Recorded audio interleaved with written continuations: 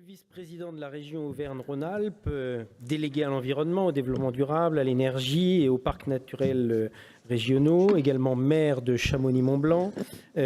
Vous avez écouté la précédente table ronde, le précédent regard croisé, vous avez entendu les développeurs vous parler un peu de la situation actuelle, de leurs perspectives, des retombées locales. Vous avez peut-être entendu, ou en tout cas eu des échos du témoignage qu'on a eu tout à l'heure, d'un projet développé très localement, avec une SEM locale qui était dans le projet, intégrée dans le projet.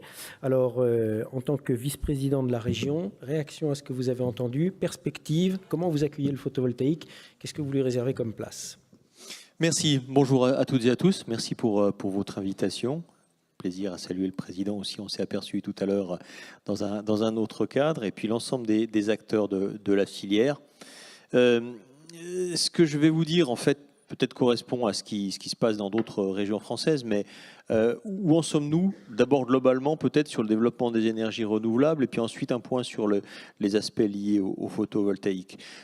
Cette année, nous avons avec la région voté notre stratégie avec un volet énergie extrêmement important, qui a été fondée, on l'a fait avant que la PPE sorte, et ça a été fondé sur une analyse territoriale des potentiels en région.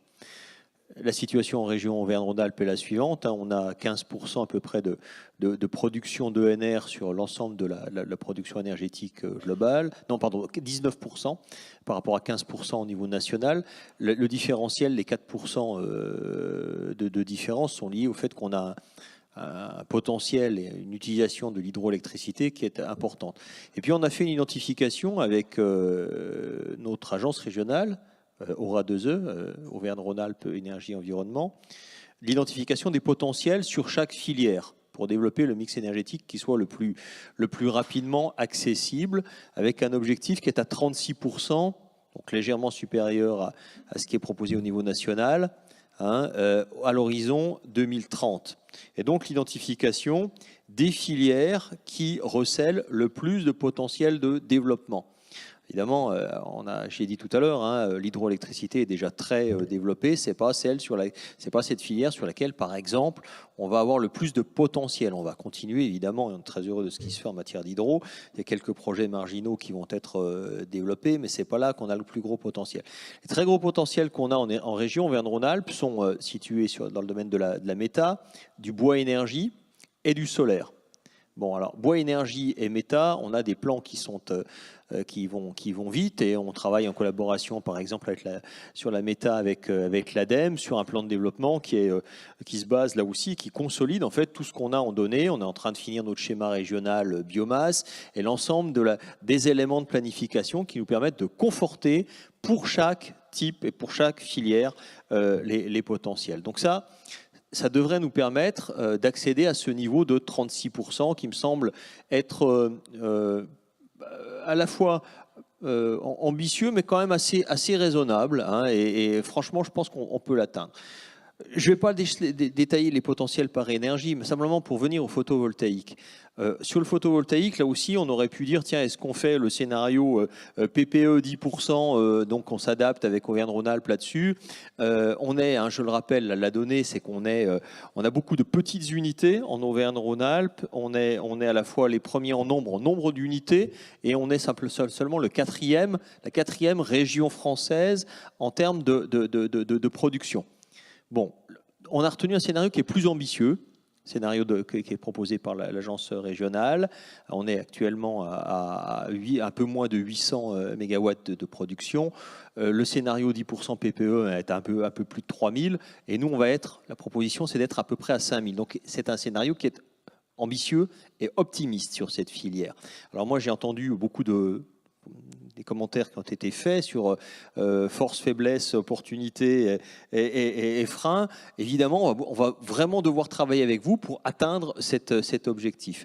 Donc il y a vraiment un potentiel important. Moi, je me réjouis aussi de l'écosystème, et on le voit ici à Bipositive, qui a national et régional pour porter cette filière, et on tiendra compte évidemment des observations. J'ai entendu avec grande attention les observations qui étaient portées lors de la précédente table ronde sur les freins et ce qui pouvait être fait pour le futur. Donc scénario qui est cranté, un soutien fort à l'investissement, un certain nombre d'appels à projets, également, que j'invite les uns et les autres à consulter. Et puis, un scénario qui, j'espère, sur le mix énergétique, nous permettra d'atteindre cet objectif 2030, mais ça me semble important. Dernier point, on a, il y a quelques instants, dévoilé un outil d'intervention qui me semble extrêmement important pour les territoires, s'appelle Terristory. Il est accessible en ligne depuis aujourd'hui. C'est quoi Terristory? C'est qu'on s'est dit que ce scénario, s'il était fait au niveau régional, il n'avait pas de sens s'il n'était pas adapté à chacun des territoires de la région. Donc, depuis tout à l'heure, les décideurs locaux peuvent aller voir à l'échelle de l'intercommunalité, donc c'est une échelle fine, quels sont les potentiels d'ENR sur chacune de leurs intercos. Et s'ils veulent se faire un peu plaisir, il y a un petit onglet qui s'appelle plan d'action. On peut modéliser en disant, tiens, que ça soit sur la mobilité, que ça soit sur la production d'énergie, que ça soit sur la réno, si mes curseurs, je les fais évoluer de telle et telle manière, quelle est la réponse en fait et quelle est la modélisation que cela donne en termes d'énergie, mais également en termes de création d'emplois et sur l'ensemble des indicateurs sur lesquels les élus territoriaux sont normalement assez sensibles. Donc, je me permets de faire un petit peu une petite page de réclame pour cet outil. Ça s'appelle Terristory. Vous l'avez terristory.fr et vous pouvez sur chacun de vos territoires ensuite aller modéliser et puis aller faire des petites propositions, j'imagine, pour les énergéticiens et pour l'ensemble des acteurs et dire tiens, je vais voir le président de l'ADLO de tel endroit et puis je lui dis que c'est comme ça qu'il faut faire et regarde quel impact tu as. Donc c'est aussi valable évidemment pour la filière photovoltaïque. Par rapport aux objectifs que vous vous êtes fixés, vous avez aussi ce ratio qu'on a entendu à l'instant de à peu près 50-50 entre, sur le photovoltaïque j'entends, entre les toitures et entre les territoires, les terrains, que ce soit des terrains dégradés ou terrains naturels. Pas pour le moment, parce que comme j'ai dit, pour le moment, on est très sur des petites unités. Donc, il va falloir qu'on recalibre un peu. Mais moi, j'ai bien pris note, effectivement, des propositions qui pouvaient être faites sur ce sujet-là. On n'est pas pour le moment sur exactement ce ratio-là, en tout cas sur l'existant. Mais sur le potentiel, oui, on tâchera de se rapprocher. Alors, je ne voudrais pas que ça ait l'impression de devenir ma bête noire, mais vous avez entendu aussi ce qui s'est dit concernant les ABF. Or, vous, en Auvergne-Rhône-Alpes, vous avez une vieille pierre un peu partout. Comment ça va se passer, là? On se trouve toujours dans un périmètre de 500 mètres de quelque chose. Oui, alors j'étais pas là quand vous avez parlé des ABF, j'imagine assez aisément ce qui a pu être dit néanmoins. Oui, les problèmes d'acceptabilité sur les ENR, alors c'est vrai solaire, c'est vrai aussi, on peut parler des problèmes qu'on a sur l'éolien, qui sont peut-être encore plus sensibles encore sur ces sujets-là.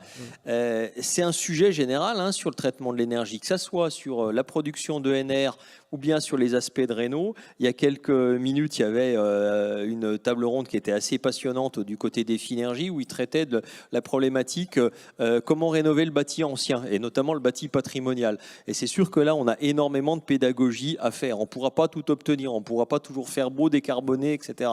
Il y a un vrai problème là-dessus. On travaille beaucoup avec les territoires et c'est pour ça que l'outil Terristory, moi, m'intéresse beaucoup. C'est que territorialiser permet de faire prendre conscience véritablement des enjeux dans leur diversité. Quand vous parlez à un élu local en lui disant oui, ok, tu produis l'ENR, mais voilà ce que ça te fait en termes d'emploi, voilà ce que ça te fait en termes de retomber sur tes entreprises locales et comment est-ce qu'on arrive à avancer ces aspects-là, ces différents curseurs, je crois que c'est assez essentiel et que ça peut permettre d'aller vers une meilleure pédagogie vis-à-vis de l'acceptabilité d'un certain nombre de projets ENR. Terristory, donc Terry comme territoire et Story, l'histoire à l'anglaise. Voilà, et on le trouve tout de suite. Merci beaucoup pour l'introduction de cette table ronde.